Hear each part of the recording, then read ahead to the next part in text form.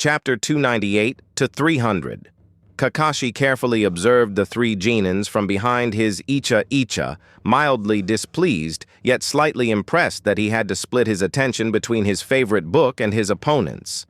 That exploding trap was ingenious, and if he didn't have Jonin-level reflexes, he would have been killed there and then. It was obvious his cute little genins were a bit special. As he was waiting for the genins to attack, Kakashi suddenly stiffened. Only his instincts honed through numerous battles made him able to react in time as two clones of Naruto appeared from the ground, catching his legs while a small stone behind him transformed into yet another clone and took hold of his only free hand, limiting its movement range. Before he even managed to realize he was trapped, Hinata did something he saw only one other person do. She shined right in front of him with pinpoint precision, already striking with her gentle fist as she appeared. Kakashi's hair on his entire body stood when he saw where she was aiming. "Not my crotch!" He inwardly freaked out, using his only free hand to try blocking her. As he positioned his hand in front of his crotch and Hinata's strike found a purchase, a flurry of torn papers exploded in all directions, ripping the item Kakashi held in his free hand, making his eyes go wide in horror. My Icha Paradise Special Edition. No! Anguish filled his mind when he saw the ripped remains of his second most precious book. Sasuke didn't care about Kakashi's mental state. He continued with his attack, and as the Sasuke in front of Kakashi disappeared in a puff of smoke, the real Sasuke jumped out of the foliage right behind Kakashi, aiming a high kick at his head. Sasuke's foot was about to hit when Kakashi suddenly spun at a ferocious speed that almost made him a blur to the three genins, shaking off Naruto's clones and making some of them dispel. He caught Sasuke's ankle before using his body as a club to smash Hinata away while letting go of Sasuke's ankle, sending both Icha killing monsters brutally tumbling on the ground. "That was my second favorite book, you bastards," Kakashi menacingly said in a low tone, his lone visible eye twitching in anger. "I am done with being nice. Screw Anko and her rules. Let's see how you manage in a fight against a real Jonin." Normally, Kakashi would not get mad. Normally, he would have a firm grip on his emotions.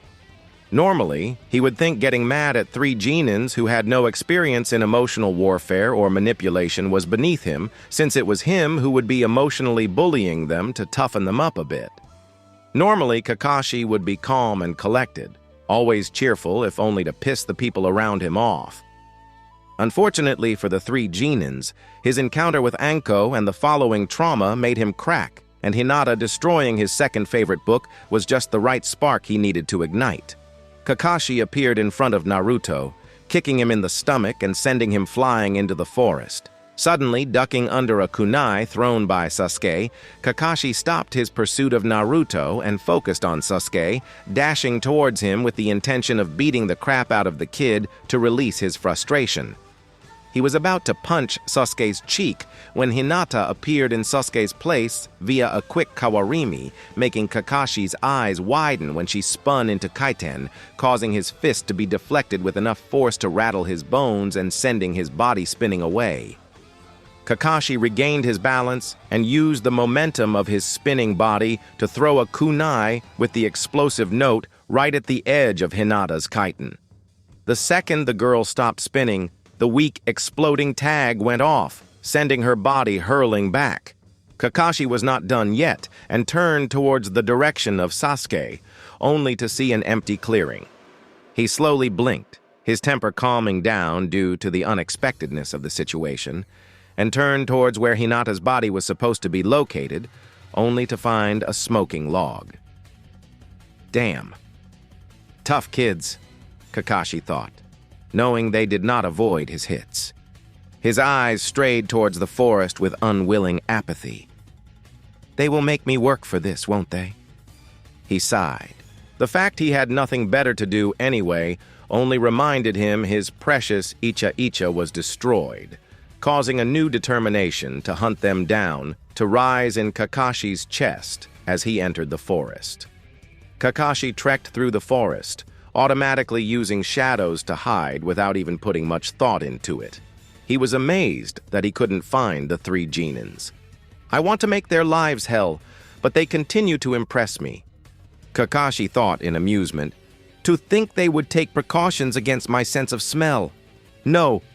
The really praiseworthy thing is that they gathered enough information about me to know about my exceptional sense of smell. Suddenly he stopped, tilting his head before chuckling as he crouched down and took a look at the elementary attempt at setting up a trap. Next time, set a tripwire in a place without shade. You need enough light to make it invisible. Kakashi calmly but loudly spoke before standing up and stepping around the tripwire, going further into the forest, occasionally finding the blatant traps strewn around the forest amusing. Naruto, I know you love pranks, but this is just pathetic. At least try to hide the traps. Kakashi shook his head. Unknown to Kakashi, he saw only what Naruto wanted him to see as he stepped further and further into the center of Naruto's trap. Naruto suddenly grinned as the clone he transformed into a tripwire popped, alerting him that Kakashi passed by. This was it. This was what he waited for. He was an extremely good sensor, and even before he trained that particular skill of his instincts and observatory abilities were very good. He naturally recognized Kakashi as Inu, one of his ANBU guards when he was younger. Naruto also remembered bags of groceries occasionally waiting for him in front of his house whenever Inu's shift ended, or the academy books appearing out of nowhere in his apartment, well, Naruto knew Inu was helping him quite a lot. Unfortunately for the poor, unsuspecting Kakashi, Naruto was raised by Anko, who imparted a simple piece of knowledge into him. If you want to impress someone, show them how much you improved. And Naruto took it quite literally. Heh, Inu-san. I am going to show you I am no longer that little boy who needs protection, Naruto whispered to himself with a fox-like grin before nodding at his clone. The Operation Doggy style is a go, he quipped, making it dispel, which gave the signal for his other clones. Kakashi finally reached the center of the forest and found himself almost awed that he still couldn't find the three genins. He might not be using all tools in his repertoire, but this was supposed to be a genin test. He was not supposed to be going hard on the three kids. Looks like they understood the underlying meaning of the test well, Kakashi inwardly mused, unable to suppress the small smile that formed on his face. It might not seem so, but the bell test and the one he was currently administering were very different. The bell test's objective was to get a bell. That meant Kakashi could just laze around as long as he protected the bell well. It was the genins who were hunters. It was them who had to get the objective. In this test, however, Kakashi had 2 hours to test the skill of his genin team. Unlike in the bell test, the hunter in this test was Kakashi himself. It was his job to test them, hence he had to force them to fight, not the other way around.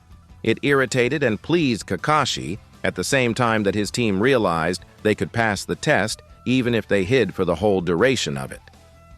It would simply showcase their superior capability at stealth if they managed to hide from an ex-ANBU captain for 2 whole hours. If this test was translated to a practical real-life situation, Naruto, Sasuke, and Hinata could be compared to 3 ninjas behind enemy lines attacked by a superior enemy, and their goal is to survive until the alarm rings, which could be compared to reinforcements arriving. Kakashi sighed, rubbing the bridge of his nose. I might be forced to take this a bit more seriously and properly track the kids, he thought wryly.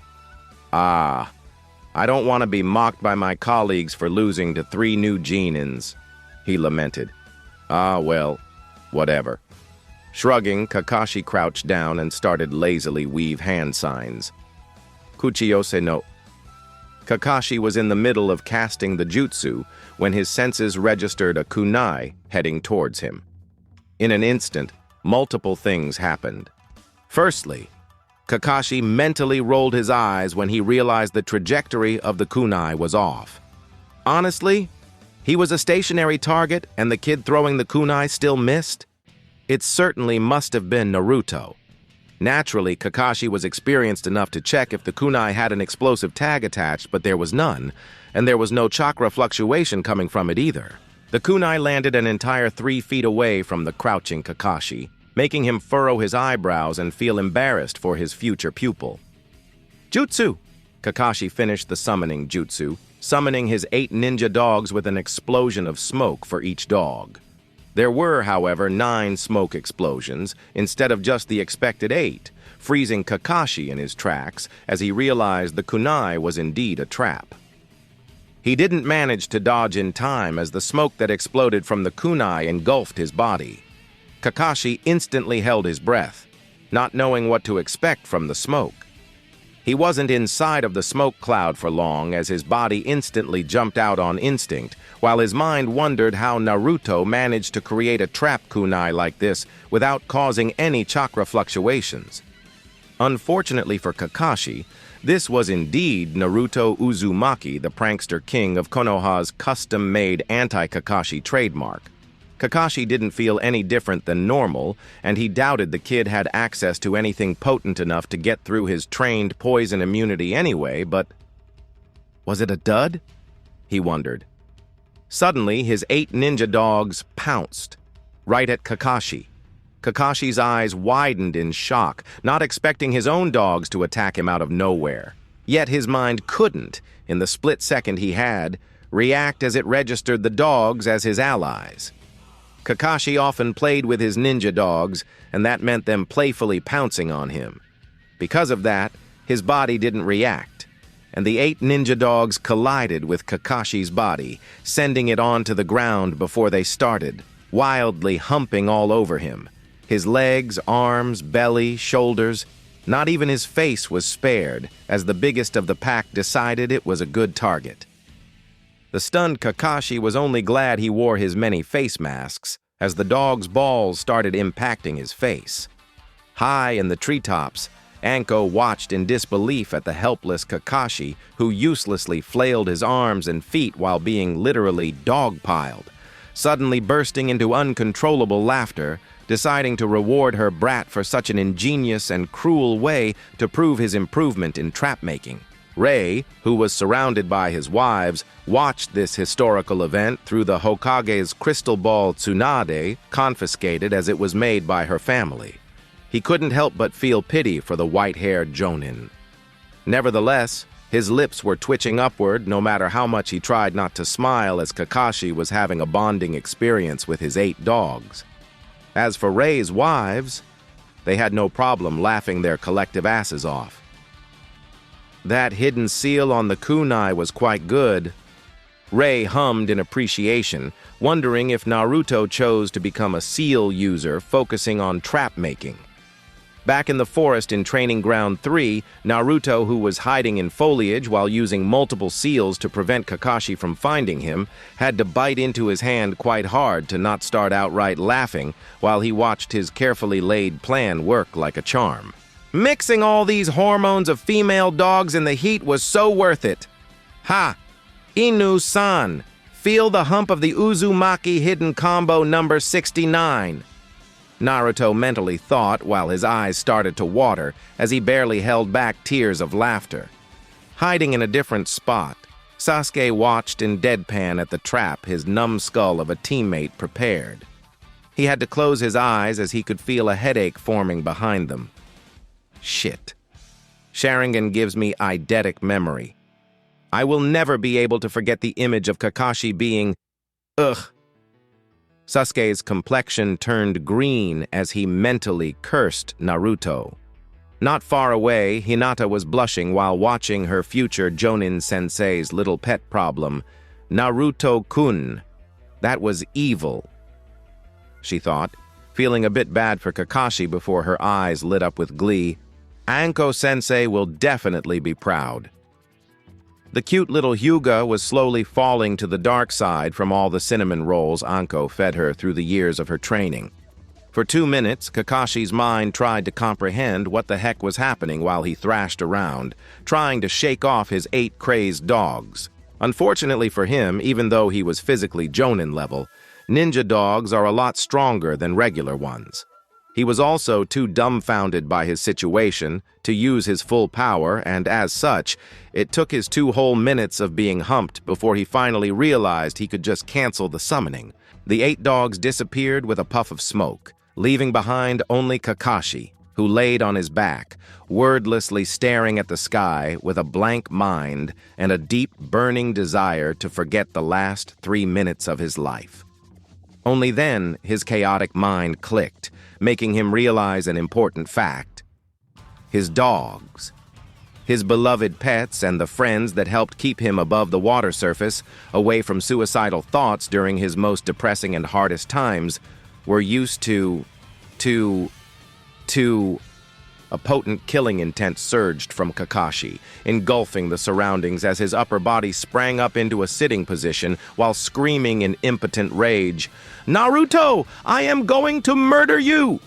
Kakashi slowly stood up, gritting his teeth in anger.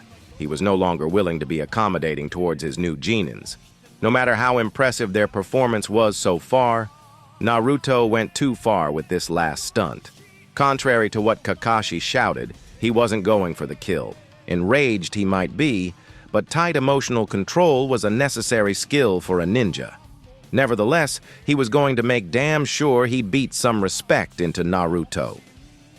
Summoning 4 shadow clones, Kakashi decided to take a small breather as they dashed into the foliage, intent to find the 3 wayward genins. These clones would no longer treat them as genins. No. Since Naruto was so adamant to make him serious, the fight was on. A bit further in the forest, Naruto heard Kakashi's enraged shout, causing chills to jump up to his spine, while he briefly wondered if he went too far, before his pride as a prankster quickly squashed these feelings down. After all, it was just a harmless prank, no? Kakashi wouldn't get too mad, right? He didn't even use anything lethal or permanent, Databayo. Turning on his sensory abilities to the extreme, Naruto watched Kakashi like a hawk. Even after 5 whole minutes, Kakashi seemed to stay in the same spot, greatly puzzling Naruto. What is he doing? Naruto pondered in confusion. He couldn't be traumatized enough to give up. He is supposed to be a Jonin. Naruto was aware that Kakashi was working on a time limit. There were barely 30 minutes remaining until the alarm bell announced the end of this exercise, yet the hunter was still taking it easy. If it was his old self, Naruto would rush out to engage Kakashi, but training with Anko has beaten these bad habits out of him. This Naruto preferred to stay hidden if he had the option. After all, why bother fighting when you could just laze around? The bush near Naruto suddenly shifted, causing Naruto's guard to rise, only for Hinata to rush out, making him feel relieved. "Naruto, watch out!" Hinata exclaimed in between her gasps for air, the veins around her eyes bulging out. In the next instant, a few things happened at once. Naruto's mind halted for a second when he saw Hinata's urgent expression. He didn't know why she was so distressed because his sensory abilities didn't alert him about anything nearby. It was only then he saw her Byakugan activated and registered what she said. Naruto's eyes widened as he pushed himself off the ground into a roll, only barely dodging a downward kick from Kakashi that spread many cracks through the place where Naruto's chest was just a second ago. That would have cracked my ribs for sure, Naruto thought with a bit of fear creeping into his mind. Hinata, without really thinking, sprang forward, intending to make Kakashi busy in order to give Naruto a second of a much-needed breather so he could find his balance and rejoin the fight. Unfortunately for her, Kakashi wasn't having it, and as the girl stuck with her fingers towards Kakashi's chest in the initial move for the 8 trigram 64 palms, she found herself gasping for air as her eyes bulged while the air was forced out of her. Only when she was flying back did her mind distantly realize Kakashi used his superior reach to deliver a strong kick to her stomach, stopping her technique before she even started. Naruto watched as Hinata's body uncontrollably rolled on the ground after Kakashi delivered his brutal kick to her abdomen. He quickly stood up, creating two shadow clones, one going to engage Kakashi while the other went to check up on Hinata.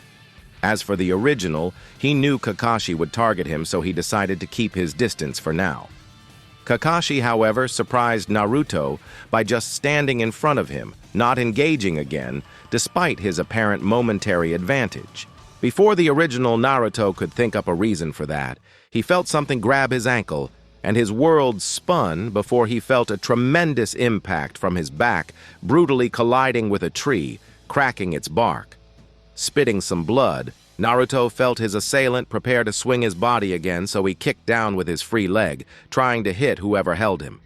Hinata regained her bearings and saw second Kakashi succeeding in a sneak attack on Naruto. Before she could jump at him, a kunai flew from the treetops to the right, aiming at the head of this second Kakashi, who just leaned back a bit, letting it harmlessly sail past him. The kunai was just a distraction, though. Sasuke was already mid-kick, heading towards Kakashi's head. With his previous leaning back, the guy shouldn't have enough balance to dodge.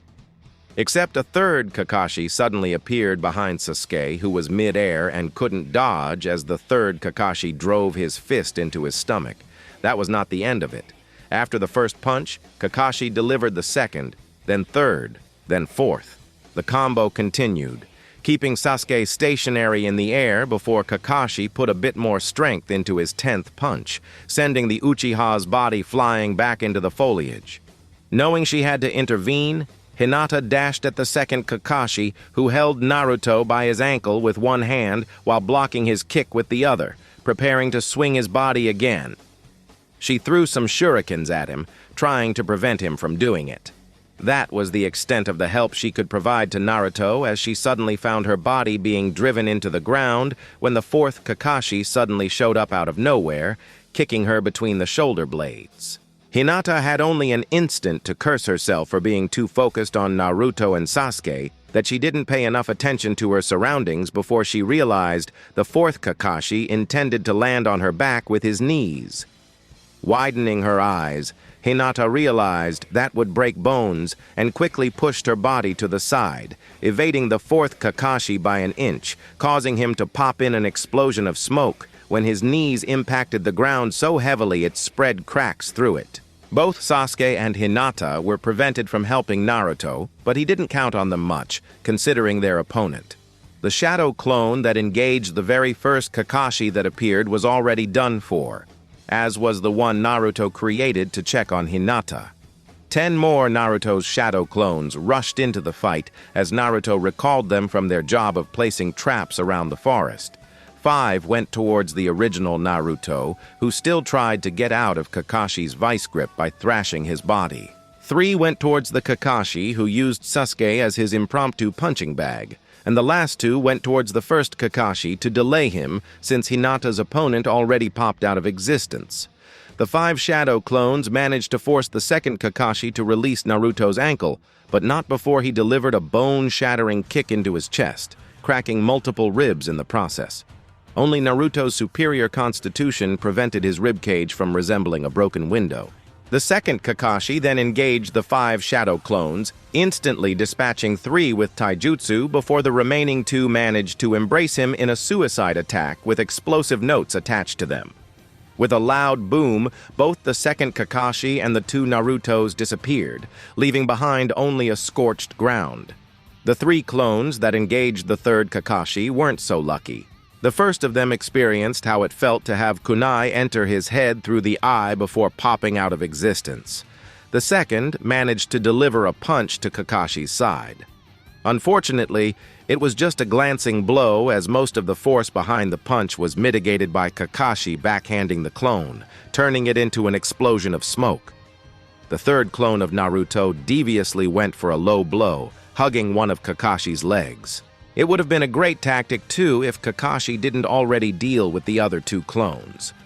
As the third Kakashi was about to swing his kunai down at the head of Naruto's clone, who was hugging his leg like a koala, his eye pupils dilating in realization it was over. A huge fireball appeared, engulfing both of them. A few feet away, panting, Sasuke fell onto his knees, holding his chest that was full of broken ribs. The first Kakashi already dealt with his two opponents, looking at the three kids in an appraising manner. Naruto and Sasuke had broken bones, while Hinata had a few bruises at most. Nodding to himself, he spoke. And that, kids, was the ninja lesson number 1, taijutsu. Now it's time for lesson number 2. Hiei smiled while pulling his headband up. Sasuke's red eyes widened in alert, and he opened his mouth to warn his two teammates, but he was too late as his world spun. Genjutsu. 3 screams resounded through the forest, making the real Kakashi, who still rested in the place where his dogs attacked him, genuinely smile as the nice symphony entered his ears. Alas, it was time to move.